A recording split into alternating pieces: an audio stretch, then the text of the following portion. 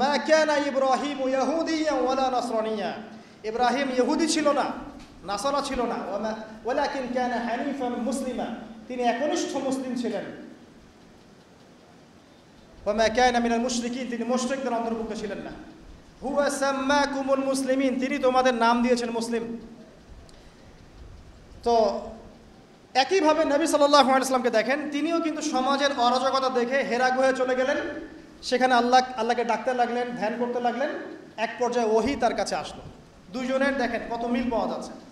এরপর যেমন ইব্রাহিম আলাইহিস সালামকে সমাজ থেকে তাড়িয়ে দেওয়া হলো, নবী সাল্লাল্লাহু আলাইহি ওয়াসাল্লামকেও সমাজ থেকে কি করা হলো? তাড়িয়ে দেওয়া হলো, মারা হলো, গালি দেওয়া হলো, রক্তাক্ত করা হলো। এক পর্যায়ে তাকে হিজরত করে চলে যেতে হলো। মিল পাচ্ছেন? পরিবার বাধা দিয়েছে ইব্রাহিম আলাইহিস সালামকেও, মুহাম্মদ সাল্লাল্লাহু আলাইহি ওয়াসাল্লামকে। আত্মীয়রা বাধা দিয়েছে ইব্রাহিম আলাইহিস সালামকেও, মুহাম্মদ সাল্লাল্লাহু আলাইহি ওয়াসাল্লামকেও। সমাজ বাধা দিয়েছে ইব্রাহিম আলাইহিস সালামকেও, মুহাম্মদ সাল্লাল্লাহু আলাইহি ওয়াসাল্লামকে। হিজরত করে চলে যেতে হয়েছে তাকেও এবং তাকেও আলাইহিস সালাম। দুজনের চেহারার মিল। চলে যাওয়ার সময় তাদের সাথে কে ছিল? ইব্রাহিমের সাথে তার স্ত্রী সারা। তার স্ত্রীর নাম কি? বিশ্বের সবচেয়ে সুন্দরী মহিলা ছিলেন দুজন। কয়জন? দুজন। একজন হাওয়া আলাইহিস সালাম, দুই নাম্বার সারা আলাইহিস সালাম। তাদের মতো সুন্দরী নারী পৃথিবীতে খুব একটা আসেনি। হিজরতের সময় তাদের দুইজনের সঙ্গী হচ্ছেন তাদের স্ত্রীরা। দেখেন শুরু থেকে নবী সাল্লাল্লাহু আলাইহি ওয়াসাল্লামের পাশে ছিলেন তার স্ত্রী খাদিজা রাদিয়াল্লাহু আনহা, এবং ইব্রাহিম আলাইহিস সালামের পাশে তার স্ত্রী সারা আলাইহিস সালাম। আর খাদিজা রাদিয়াল্লাহু আনহার অবদান সম্পর্কে তিনি বলছেন যে আমার কথা যখন কেউ শুনতো না, তখন খাদিজা আমার উপর ঈমান এনেছিল, অতএব তোমরা তাকে নিয়ে ভালো মন্দ বলো না। আর খাদিজা রাদিয়াল্লাহু আনহা সেই মহিয়সী নারী যাকে জিবরাইল আলাইহিস সালাম সালাম দিয়েছেন, এবং তার জন্য জান্নাতে এমন একটা ঘর নির্মাণ করা হয়েছে যেই ঘরের মধ্যে কোনো শোরগোল নাই, কোনো রকমের শব্দ দূষণ নাই, সুকুন আর সালাম, পিস। আমাদের মা বোনদেরকে আল্লাহ খাদিজা রাদিয়াল্লাহু আনহার মতো বানিয়ে দিন, আমিন। এবার হিজরত তাকেও করতে হলো। তিনি করলেন মদিনায় সাল্লাল্লাহু আলাইহি ওয়াসাল্লাম, আর ইব্রাহিম আলাইহিস সালাম কোথায় করলেন? না, প্রথমে ফিলিস্তিনে। কোথায়? ফিলিস্তিনে। শাম দেশ বলা হয় ফিলিস্তিনকে। সেখানে গিয়ে যাওয়ার পথে একটা ঘটনা। যাওয়ার পথে একটু দাঁড়াই, যাওয়ার আগে একটা ঘটনা ঘটেছে, তারপর একটা ঘটনা। যাওয়ার আগে ঘটনা কি? সমাজের লোকজন মূর্তি পূজা করছে। সূরা আম্বিয়ার মধ্যে আছে, আমি শর্ট করছি নাহলে সময় বেশি লাগবে।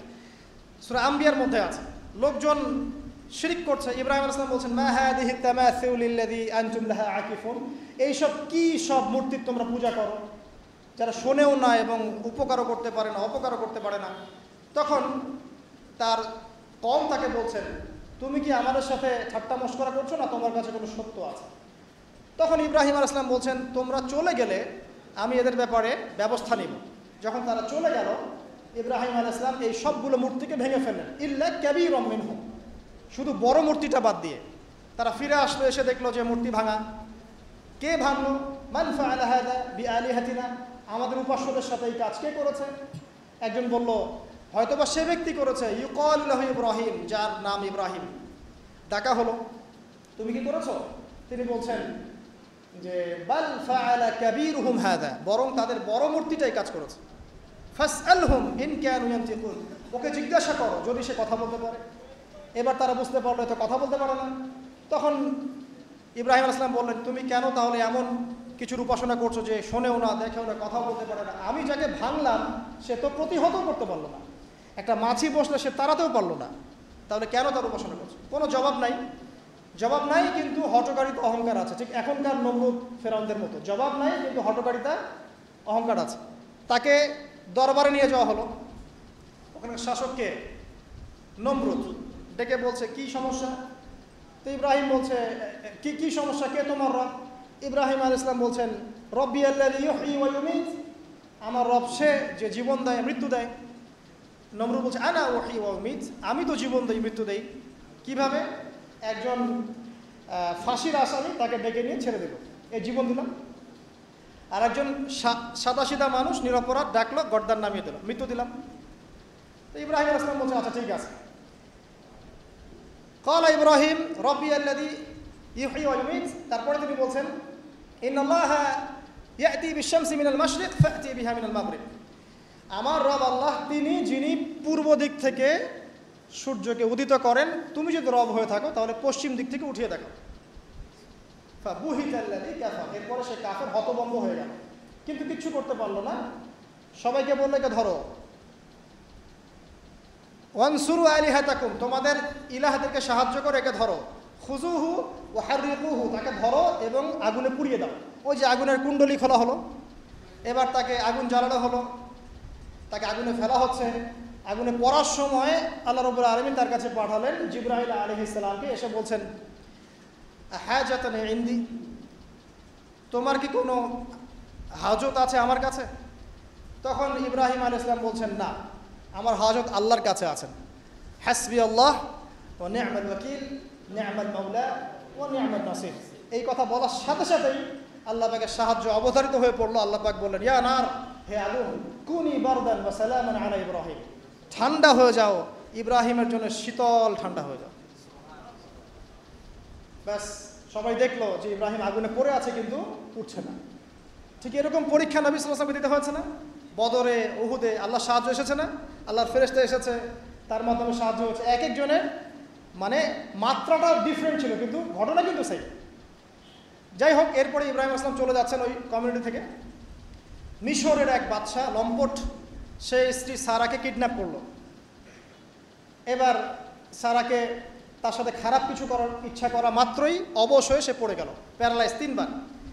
এই জায়গায় এই বাদশা বুঝতে পারে যে এই মহিলা বা এই নারী কোনো সাধারণ কোনো নারী নয়। তখন তিনি ছেড়ে দেন তাকে এবং তার সাথে হাজারা আলাইহিস সালামকেও হাদিয়া দিয়ে দেন। এই সময় ইব্রাহিম আলাইহিস সালাম নামাজে দাঁড়িয়েছিলেন। যখন তার স্ত্রী বিপদে পড়েছে এবং তিনি বিপদে পড়েছেন, তখন তিনি নামাজে দাঁড়িয়ে গিয়েছেন, ঠিক নবী সাল্লাল্লাহু আলাইহি ওয়াসাল্লামের মতো। তিনি বলতেন, যখনই আমি উদ্বিগ্ন হই তখনই নামাজে দাঁড়িয়ে যাই। আমরা যদি কোনো বিষয়ে টেনশনে পড়ি, উদ্বিগ্ন হই, তাহলে একটাই কাজ করবেন, নামাজে দাঁড়াবেন। সিগারেট ধরার দরকার নেই, টেনশনে স্মোক করার দরকার নেই, ড্রাগস নেওয়ার দরকার নেই, একটা মিউজিক ছেড়ে দেওয়ার দরকার নেই। নামাজে দাঁড়িয়ে যান, আল্লাহ পাক আপনার টেনশন দূর করে দেবে ইনশাআল্লাহ তাআলা। একই জিনিস। এরপরে হাজারা আলাইহিস সালামকে ইব্রাহিম আলাইহিস সালাম বিয়ে করে নেন, প্যালেস্টাইনে চলে যান। এখন সন্তান হচ্ছে না, শেষ বয়সে গিয়ে ইব্রাহিম আলাইহিস সালাম বলছেন, ইন্নী যাহিবুন ইলা রব্বি সায়াহদিন, আমি চললাম আমার রবের দিকে, আমার রব আমাকে পথ দেখাবেন। রব্বি হাবলি মিনাস সলিহিন, হে আমার রব আমাকে সলিহিন সন্তান দিন, মানে উত্তম নেককার সন্তান দিন। রব্বি হাবলি মিনাস সলিহিন ফাবাশশারনাহু বিগুলামিন হালিম, আল্লাহ বলেন এরপর আমি তাকে একজন সহনশীল সন্তানের সুসংবাদ দিলাম। এরপর এই সন্তান যখন বড় হলো, ফালাম্মা বালাগা মাআহু সা'য়া, যখন সে দৌড়ানো শিখলো, ক্বালা ইয়া বুনাই, ইব্রাহিম আলাইহিস সালাম বললেন, হে আমার সন্তান, ইন্নী আরা ফিল মানামি আন্নী আসবাহুক, আমি স্বপ্নে দেখেছি আমি তোমাকে জবাই করছি, ফানজুর মায়াদা তারা, তোমার কি রায় আমাকে বলো। এই বাচ্চার বয়স কত হবে? 10 বা 12। তখন ইসমাঈল আলাইহিস সালাম বলছেন, ইয়া আবাতি, হে আমার বাবা, ইফআল মা তুমার, আল্লাহ পাক আপনাকে যা আদেশ করেছেন সেটা আপনি করুন। সাতাজিদুনি ইনশাআল্লাহু মিনাস সাবিরিন, ইনশাআল্লাহ আপনি আমাকে ধৈর্যশীল পাবেন। কত বছর বয়স? 10 বা 12। আর আমাদের এই জেনারেশনের 10-12 বাদ দেন, 20-30 বছরের মানুষকে জিজ্ঞাসা করেন এরকম কোনো চেতনা আছে কিনা আদৌ আল্লাহর হুকুমের সামনে মাথা নত করার। আল্লাহ পাক হুকুম করেছেন, মাথা নত। জীবন দেওয়া তো অনেক বড় বিষয়, আল্লাহর জন্য জীবন উৎসর্গ করা তো বিশাল ব্যাপার, সবচেয়ে চূড়ান্ত লেভেল। নামাজ পড়ে কিনা জিজ্ঞাসা করে, হারাম অ্যাফেয়ার ছাড়তে পারছি কিনা জিজ্ঞাসা করে, মিউজিক ছাড়তে পারছি কিনা জিজ্ঞাসা করে, বাদ্যযন্ত্র ছাড়তে পারছি কিনা জিজ্ঞাসা করে, আল্লাহর জন্য সুদ ছাড়তে পারে কিনা জিজ্ঞাসা করে, আল্লাহর জন্য যার যার সম্পত্তি ওকে দিয়ে দিতে পারে কিনা জিজ্ঞাসা করে, সদকা করার মানসিকতা, আল্লাহর জন্য একটা মসজিদ করতে পারে কিনা, একটা মাদ্রাসা করতে পারে কিনা। জীবন দেওয়া অনেক বড় বিষয়। যারা ছোট ছোট কুরবানি করতে পারে না, এরা বড় কুরবানি করতে পারবে, এটা ভাবা যায় না, এত সহজ না। যারা ছোট ছোট কুরবানি করতে পারে না, যে 5 টাকা দান করার মানসিকতা রাখে না, তার কাছে আপনি 5 লাখ টাকা চাচ্ছেন, সম্ভব? ইল্লা মাশাআল্লাহ। তো এই বাচ্চার বয়স 12 বছর, বলছেন, ইয়া আবাতি, হে আমার বাবা, ইফআল মা তুমার, আল্লাহ পাক যা আদেশ করেছেন করেন, আমাকে ধৈর্যশীল পাবেন।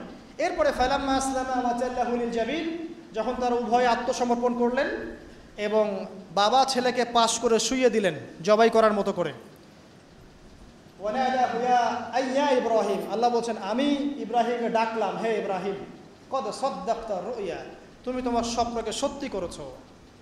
কদ সাদ্দাকতা রুইয়া ইন্না হাযা লাহুয়াল বালাউল মুবিন, এটা ছিল একটা স্পষ্ট পরীক্ষা। ওয়া ফাদাইনাহু বিযিবহিন আযীম, এই জায়গায় আমি একটা মহান কুরবানি উৎসর্গ করলাম, সন্তান কুরবানি দেওয়া লাগবে না। ওয়া সালামুন আলা ইব্রাহিম, ইব্রাহিমের উপরে শান্তি বর্ষিত হোক। এই হলো আপনার ঈদুল আজহা।